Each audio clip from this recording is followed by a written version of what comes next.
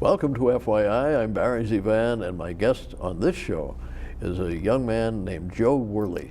And you remember that name because Joe, I think, is going to be very famous very soon. And he also, for those of us of a certain age who, not myself, but some people in my age category, 110, we, not really, 81, they demean millennials, and they say, oh, anybody, under age 30 or in their 30s or whatever, they don't have any brains. Well, guess what?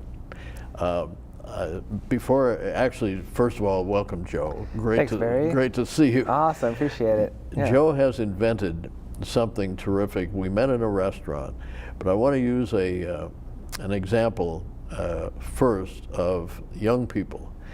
George Gershwin, the composer, one of the great composers of all time, composed most of his great music, including Rhapsody in Blue, in his 20s. Now there's a shocker, I think, for a lot of people who don't know of all these fantastic pieces that he wrote. And so don't ever judge by age. Exactly. Joe, I met in a restaurant in Forest Lake, Minnesota, and the reason we say Minnesota is this is seen on YouTube all over the world. Yeah.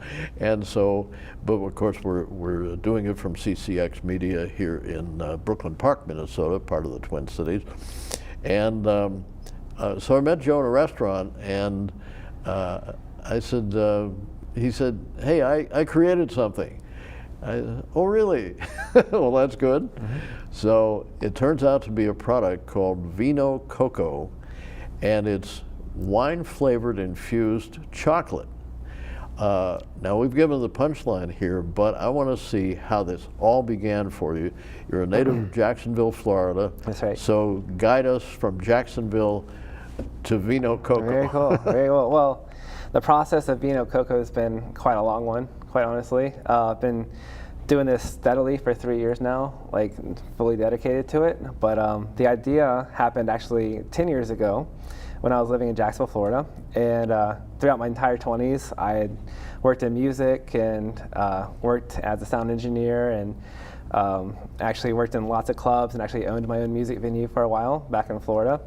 And 10 years ago is like when the recession hit, and it caused a lot of businesses to go out of business, and my club was one of them.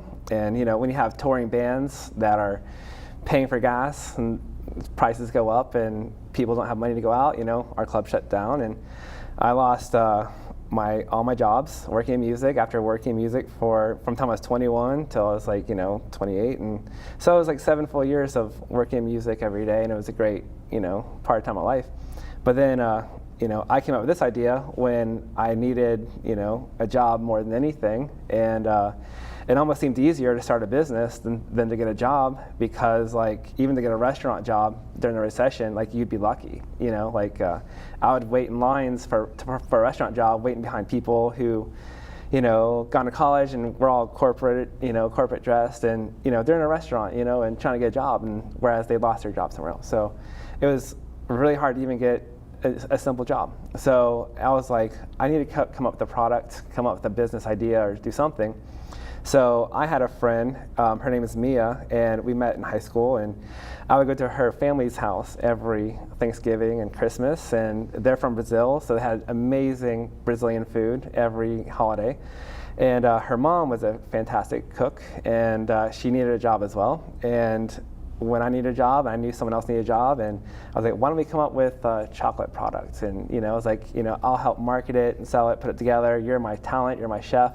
Let's create something together. So, the idea came out, out of desperation, and it also came out of wanting to help somebody else too. Like my friend's mom, her name is Liv, and so she's a really great lady. But I presented the idea. I was like, hey, you make great desserts, and every time I come over for dinner, I bring wine over, and it's just like, why don't we put our stuff together, make some wine chocolate, sell it to stores throughout, Florida and our city and everything. And at the time, she didn't really, even though she's a great chef, she didn't want to do it.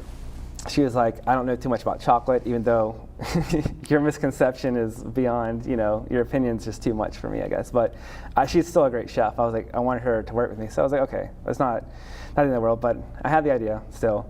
I ended up getting a job back in music again. I saved up my money, and then I moved to Dallas, Texas, and hoping for a better life, because bigger city, more opportunity, and it was still the recession time. So I moved to Dallas, Texas, and started working, normal jobs again, like working in a restaurant. And but when I worked in Dallas, Texas, though, that's where I met my first 2 mentors for VINO COCOA. I took one of the worst jobs. I don't know. I'm not. I went to college too and took some classes, but I don't use my college for any kind of to get a real corporate job, I guess.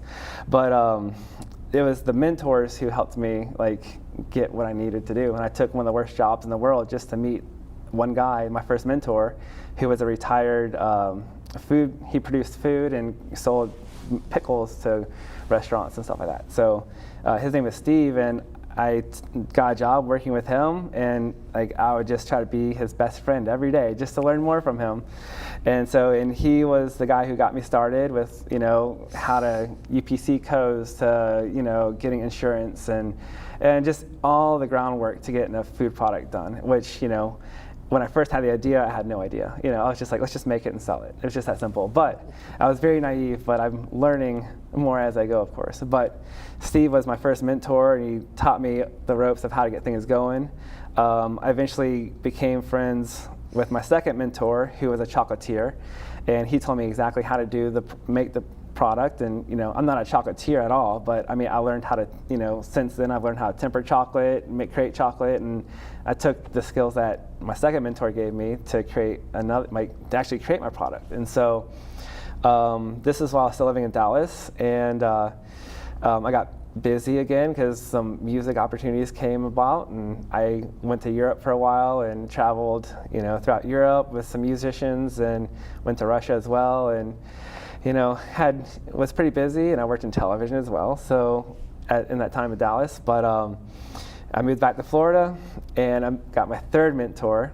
And mentors are great, by the way. I keep bringing up mentors, but it's like you can't learn this stuff in school. That's the thing. So, people who have already done it and been there, they can tell you everything what to do. So I got a third mentor who is a chocolatier. His name is Sweet Pete, and he actually he was actually on the show The Prophet, and his investor is Marcus Lemonis, so it's very cool to have him as an advisor in our circle of chocolates and my business. And so Sweet Pete, who's a fascinating guy, I still talk to him whenever I have questions, and he, the great thing about mentors is, you talk to them maybe once or twice a year, but they'll give you so much information in an hour on the phone, and you can be set for next year with a game plan on what to do. So Sweet Pete actually made my first prototype. He has his own chocolate factory in Springfield of Jacksonville, Florida, and so it's actually a very successful chocolate business too now. And so after he made my first prototype, I got busy again in music again, and so went and traveled around the United States, went to New York to LA probably 5 times in the same year, traveling, and the entire time while I was on the road, I would tell everyone I worked with, I was like, I'm going to start this wine chocolate business. It was like everyone knew I worked with, just like, what are you going to do when you get done touring with our band? I was like, I'm going to go start a chocolate business. And I ended up in Minnesota. I had a girlfriend for a while up here, so that's why I'm still here. And so, but anyhow, but anyways, a lot of things happened. I've been here for 4 years now. My first job in Minnesota, I was working at a food manufacturing facility in North Branch. It was called Harvest Granola, and it was a warehouse where we make granola bars by the pallets, and we would sell them. So it was cool to actually see a production facility of what it takes to actually make a food product, and here I am making my stuff in the kitchens and commercial kitchens, stuff like that. But when you go big time, you kind of have a factory, and it's very. I'm not gonna say it's it is a simple process, but it isn't, because you're doing the same thing 10,000 times in one day. So as long as you get good at it, making granola bars or whatever, chocolates in this case, it's there's a lot of it is in the upfront work as far as the recipe and the, like doing the research. And I mean, that took a long time just to develop the product. But once you have the recipe and the designs and everything else, I mean, the designs took me, I mean, when I made these alone, just looking at colors, I spent 12 hours a day just looking at colors, just like, what do I want this wrapper to look like? And so, I mean, there is a lot that goes in the back end. So then before you even present the product to the world, I mean, there's hundreds of just countless hours just like that you just do because you love it, and it's not, you don't get paid to do your research, you don't get paid to do your recipes because you're doing it yourself, but it's because you love doing it, you just keep rocking it out. And so so I got a job working at a granola bar factory, and I started picking the brain of my production manager, who is technically my 4th mentor now. And so I would pick her brain, like, what do I do? How do I source ingredients and stuff like that? And she told me how to source ingredients. And like when I was doing my recipe testing, I had called chocolate companies from all over the world, whether it was they could be in Africa or Cuba, Ecuador. I mean, I had 50 pounds of chocolate in my house at any given time, just like recipe testing in my own kitchen, and the chocolate I didn't use, I would put it on popcorn, but just like, so it's just like, it didn't go to waste, trust me. But I mean, who can say they have 50 pounds of chocolate in their house? I mean, no one does that. So right. I still have remnants of chocolate from that recipe testing too. But anyhow, after I got my recipe done, I had a prototype, and I had just little squares, like little 1-inch squares. And I went around to little shops in my town of North Branch, and the mayor of North Branch is actually one of our friends too, so she loves my product. But after she saw my products in North Branch, she put it on her Facebook and everything. She was like, check out what's going on in North Branch. So North Branch is a really small town, 10,000 people, so I mean, to have something like this is pretty cool. So I went around, sent out some samples, and came back a couple weeks later, check on the samples, and like one of the stores, the owner was like, oh, I ate them all, so I can't really pay you for it. So she did pay for them. She just like, I didn't charge, so I'll just pay you out of my own pocket. So, but all the stores in North Branch had sold them or got rid of them, and everyone liked it. So okay, cool. So I made my first full bar, and with my first product design. This is actually my 3rd product design. I've done the wrapping 3 different times already. But my first design was, just fairly similar, but it was something I did by myself. So it wasn't as good as a graphic designer, but when you're an entrepreneur, you have to do everything yourself. You have to be, the jack of all trades. Like you have to make stuff work. And it's like I don't have $100 to pay a graphic designer, to do this for me, and I'll figure it out myself. So I mean, some fonts and some images, and redo again. Just continue to create the bar. Not to interrupt, sure. But the first time I saw these bars, and I think we have graphic showing of the bars, they're so professional looking. I mean, it's as though you've been in business forever. Wow. And it's true. Thank you. I'm not blowing smoke here. It's really true. And your talents are multi-talents, because you know what will appeal to a certain group. So now these are in stores in Minnesota and also at Macy's in Chicago? Correct, that's right. And so I've been selling these bars for a full year. Just take another step back though. From working in North Branch in the granola bar factory, I did, after I sold these around town, I did my first Kickstarter. And for anyone who doesn't know, like Kickstarter is like a crowdfunding platform, an online platform where small startup businesses, anyone can make a pledge or make a donation, or you basically do pre-sales. So I mean, it's not a handout type thing, but it's like, hey, I want to pre-sell these chocolate bars, and my pre-sale was actually, I'm going to sell 3 bars, all 3 of these flavors, for $50. And I raised, and then my campaign was successful, and only 10% of Kickstarter campaigns are successful. So I mean, to be in that 10% of success is a pretty good thing to think about. And so it really says a lot about like what people want as far as like new products and like inventions and innovations and stuff like that. And so I did my first Kickstarter, and I raised enough money to like do my first production run and get some real designs made. But yeah, going back to like even talking about like, you have to know a little bit about everything. So I mean, I went to art school. Like, you know, I took a lot of art classes in high school and college, and I sold paintings while I was in college too. So I mean, and not to even like this, I have a little bit of a grudge too. But like, cause my high school teacher, like back in high school, like I wanted to put my art in the art show, high school art show. She told me my art was not good enough for the art show. And ever since then, I've always had, you know, just like that in the back of my mind, just a little bit more push of a grudge just to keep going a little harder and faster and a little bit better. And like, I'll show you, you know. So That's now wonderful. my art's selling in Macy's. So I mean, that's what, you know, nice little accomplishment. Oh, I think. absolutely. Yeah, there are a lot of people out there who have told people that they would never make it and that they were no good at this and no good at that. Yeah. Two of them are Clint Eastwood and Burt Reynolds, Wow. who were told they would never be make it in the business. Yeah. Well, we forget that, Right. of course. And they showed them. Also, speaking of the music business, not to digress away from VINO Sure. COCOA for a moment, but your brother is actually a sound tech for John Legend. Yeah, well, he's a drum tech for John. Drum Legend. tech, okay. I used to do sound, but my brother, we're a little musician family. So I mean, I was a sound engineer. I play guitar as well, and my brother, he plays drums. And so he actually, when he was young and developing, he actually would build drum sets and so he's multi-talented. So like, he was a great drummer. He played in a lot of local bands that got really good, you know, reputations. But he built drum sets from scratch, and now he's a drum tech for one of the biggest, you know, Grammy winners and musicians in the world, Yeah, John Legend. And my friend Quincy Jones was John Legend's. John Legend was his protege, and of Wow. course Quincy discovered John. Yeah. And one thing I do like, not to digress too much, all the stories I've seen about John and read about, and you can even see when he does television interviews, he's a very humble person, and he really cares about people. Yeah.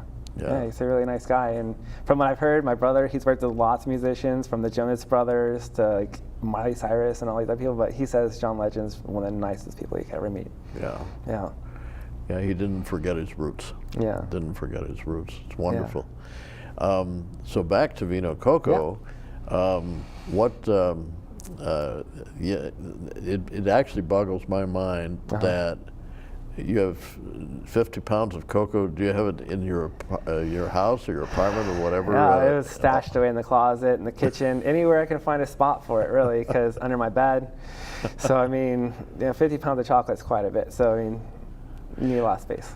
Now, do we, forgive my ignorance, do we actually produce cocoa here in the United States, or is it mostly all from either South America or Africa or whatever? Yeah, it's mostly other countries. Mostly Africa is, you know, one of them, and you know, you need a really good tropical climate for, you know, cocoa to grow, and it's just like, and from doing my recipe testing, from testing chocolate from whether Africa, like Cuba and Ecuador, and like every country, you know, I could find Italy, you know, like you can tell the difference in the chocolate, like amazing. You can tell, like, you know, this one has a little more of a, you know, the soil has a lot, you know, you can feel this, you can kind of taste it in the chocolate itself. So even if it's like organic chocolate or whatever, so like, but yeah, our chocolate, you know, VINO COCOA is like, you know, it's made in a tropical climate where it's got like really fruity notes already to begin with. So I mean, and you know, whether it's Africa or, you know, like it's a little bit more, the chocolate's a little more dry, it's a little more ground or earthy, I guess you can say, it has more earthy taste. And so, but like, you know, I get mine from a more tropical climate, so it's a little more smooth and it's a little more silky.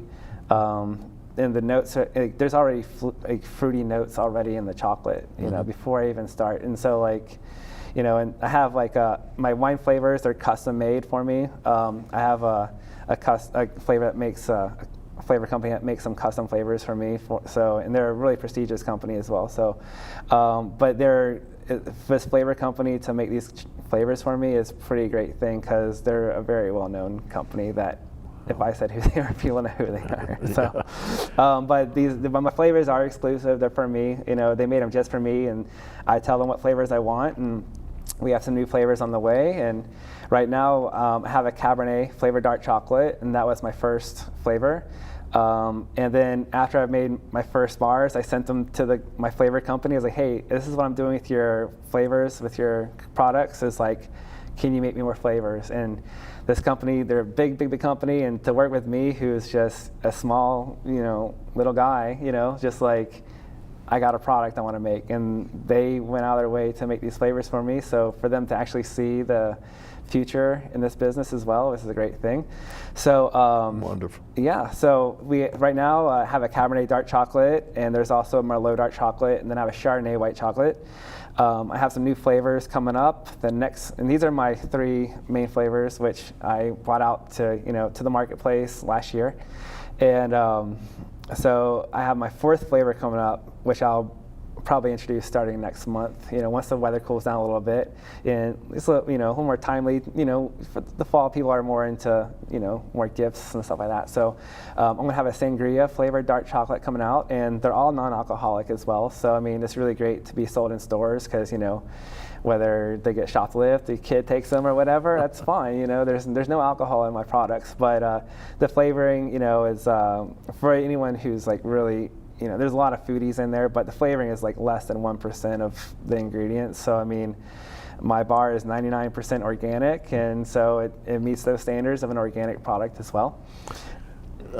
For those of us still not hip to what organic means, what's the difference between organic and non-organic? All right. Well, organic is basically, when you grow food or plants or anything, farmers tend to use pesticides or fertilizers to help make their food grow. And there's even GMOs out there, which are seeds, which are modified to grow without pesticides, but they still are, changed a little bit differently.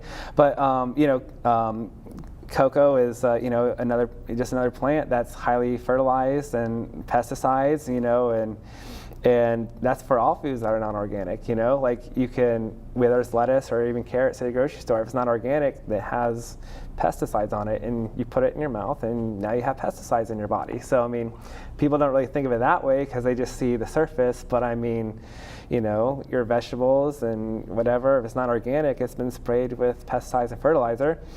And it's not good for your body, obviously, because if it's great for you, we would just do it anyway. But organic, is grown naturally, and there's lots of benefits to having organic food because, well, for one, it tastes better. I mean, and it's healthier too. So I mean, if you've ever had, people who are not into fruits and vegetables, if you ever had an organic apple compared to a mushy non-organic apple. I mean, an organic apple is like crisp, it's clean, and it's delicious. It has vibrant flavors, but a non-organic apple is like usually mushy, they're bland, they have no flavor, and it's not really, nice to eat. So, I mean, the organic and non-organic is a huge night and day type of thing. So to have organic chocolate is just like a whole another level of flavor for the new chocolate people out there that love chocolate. Oh, that's wonderful. Yeah. So you would be maybe not even a little bit, maybe you are unique in the fact that your chocolate is organic. I don't see any bars in stores saying organic chocolate. Is that, am I correct in that? Not many are. There are some chocolates out there, but they're far and few between, It's just like if you were to go down the chocolate aisle, there might be one brand out of like 20 on the shelf or whatever. So, I mean, it's not like, a huge thing as far as, chocolate goes. But I mean, it's just like if you were to go to the store, if you go down the raisin aisle, there's 10 different brands of raisins, but there's only one little small section of organic raisins and one little shelf on the bottom. So, but so it's, but people do seek out organic foods, of course. A lot of people are getting hip to that, and, they know that organic's better for you. It's just, and, fertilizers and other pesticides might lead to harmful illnesses like cancer or whatever. I'm not a doctor, and I'm not going to, say that for sure. But, it's just like, anything that's non-organic they put in your body, your body is an organic, being. So, I mean, it has to have organic things. So when you put non-organic food in your body, it definitely feels it, even though you don't feel it right away. But, I mean, non-organic food can lead to, illness if possible, But there's lots of, let's get off the subject a little bit. But anyways, yeah, organic food is just the way to go. I mean, you know, it's a little bit more pricier for organic food, but the taste is amazing. It's better for you, and you enjoy it a lot more. That's really the whole point of eating chocolate, is to enjoy it. I'm amazed you with what you've created. I envision this giant factory making all these bars, etc., and it's not really that big right now. We're not really that big right now. You know, for being a small startup, in order to even, to start a factory and have millions of bucks and invest in all this equipment that to start a building from scratch is it's a huge, arduous thing. And so, it's really not the fastest way to go. And so, but I'm a big Shark Tank fan. Anyone who's watched Shark Tank or whatever, anyone that watches Shark Tank and has a food, all the contestants come on and have food products. Every shark will agree that it's best to go through what's called a co-packer. And a co-packer is basically a facility that's already established, and there's co-packers. It's basically a manufacturer, and so there's lots of manufacturers that we would have a chocolate bar factory make our chocolates for us. And so or whether it's anything, whether you're selling pickles, if you have pickles, you send your pickles to a co-packer and they manufacture it. But that's what a co-packer does. They're a facility that has maybe dozens of clients that they make products for, and then they distribute it for you. And so instead of me having to actually have millions and millions of dollars for building equipment and all this other stuff, I would just have a co-packer manufacturer make it for me. And so all the sharks on Shark Tank agree, the co-packer is the way to go. But that was already my plan before I even watched Shark Tank that much. But anyways, because I already know. So, but yeah, and I worked in a co-packer. The granola bar place I worked at was a co-packer. We not only made our own brand, but we would have clients come to us, hey, I have a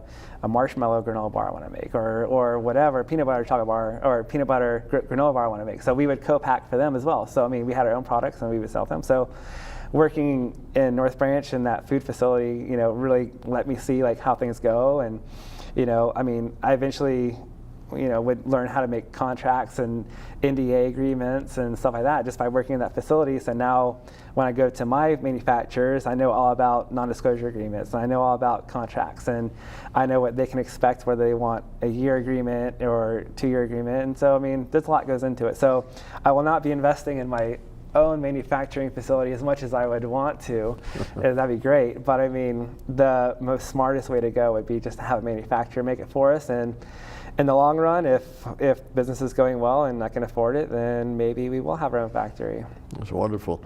We only have about 30 seconds here, but with all your travels overseas, are you going to introduce it to other countries? Yeah, most definitely. I actually have a distributor in Europe that's ready to go in the Netherlands, and they actually purchased some products earlier this year, and just to test it out, see how it goes. And they gave me some suggestions as far as in Europe they can't really have organic on the label, because there's a lot of standards if you want to have organic on your label. So, but my product can get away with that. So, but yeah, I'll be in Europe later on this year. That's the plan, and specifically the Netherlands.